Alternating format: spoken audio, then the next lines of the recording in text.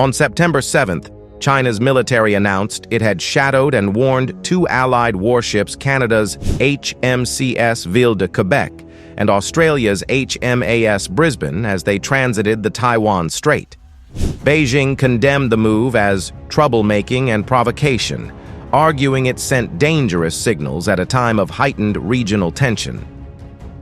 However, Canada described the passage as a routine exercise consistent with international law, affirming their commitment to freedom of navigation in the Indo-Pacific.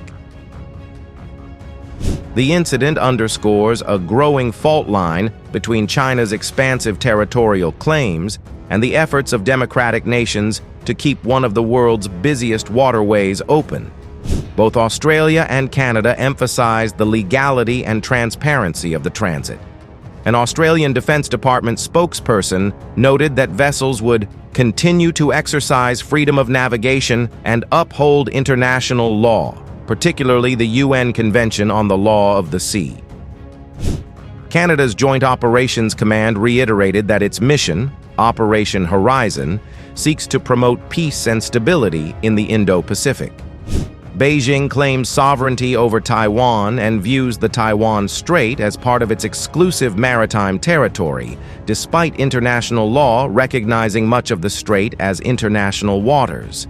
The People's Liberation Army Navy has repeatedly conducted similar shadowing maneuvers when U.S. and Allied warships have sailed through the strait.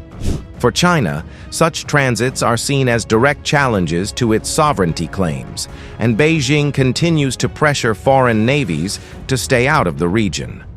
Meanwhile, Taiwan's government welcomed and affirmed the transit as evidence of Allied support for its democratic system and the principle that the strait remains international waters. In contrast, China's People's Liberation Army framed the passage as a direct challenge to its sovereignty, vowing that its forces would remain on high alert to defend national security. Although both narratives are clear, the clash highlights deeper concerns.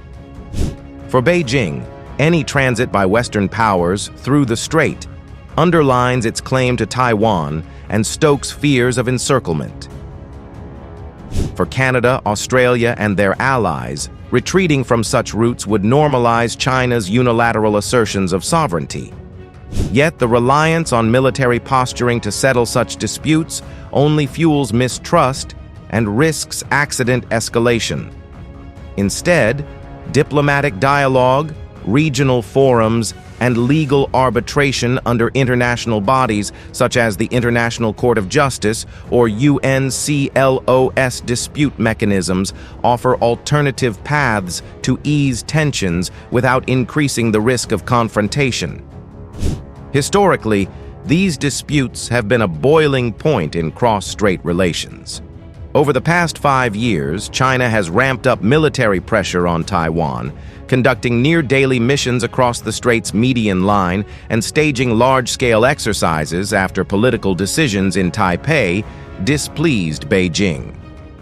The United States, along with allies like Britain, France, and now Australia and Canada, has conducted transits roughly once a month to signal that the strait is not China's territorial sea.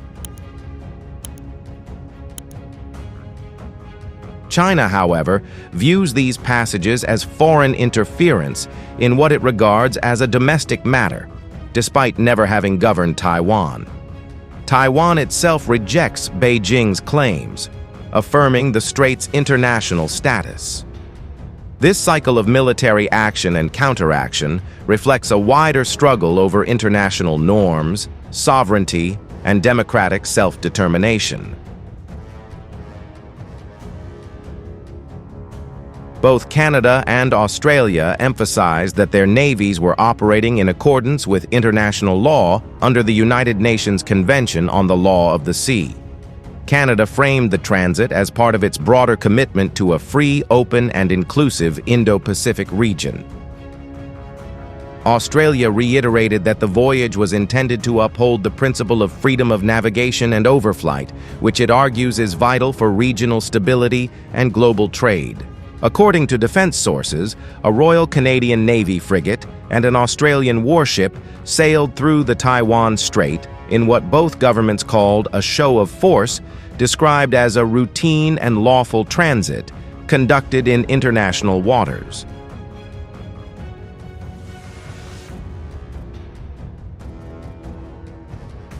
However, the transit drew a swift reaction from Beijing. China dispatched naval vessels and aircraft to monitor, shadow, and, in some cases, sail in close proximity to the Canadian and Australian ships. Chinese state media accused the two nations of provocations and warned against interference in what Beijing considers its internal affairs.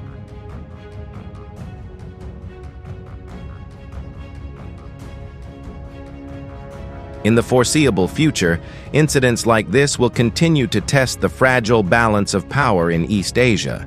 If framed purely as a contest of naval muscle, the risk of miscalculation is high. But if treated as an opportunity to reinforce international law through cooperative mechanisms, the Taiwan Strait can remain a symbol of dialogue rather than division. A greater emphasis on multilateral talks, involving not just the US and China, but also regional key stakeholders such as ASEAN, Australia, and Canada, could reduce suspicion and clarify red lines.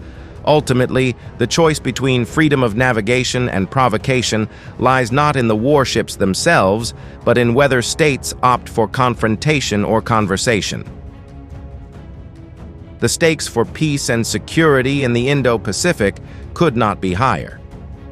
This latest encounter comes against a backdrop of increasingly assertive Chinese military activity around Taiwan.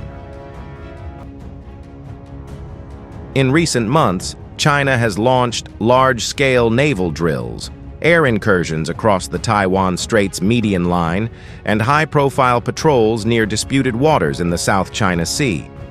Meanwhile, Western allies, including the United States, Japan, the UK, Australia, and Canada, have stepped up coordinated naval operations in the Indo-Pacific to signal unity against Chinese coercion. The Taiwan Strait remains a flashpoint of potential conflict. Any miscalculation during these close-range shadowing operations risks sparking an incident with serious regional or even global consequences.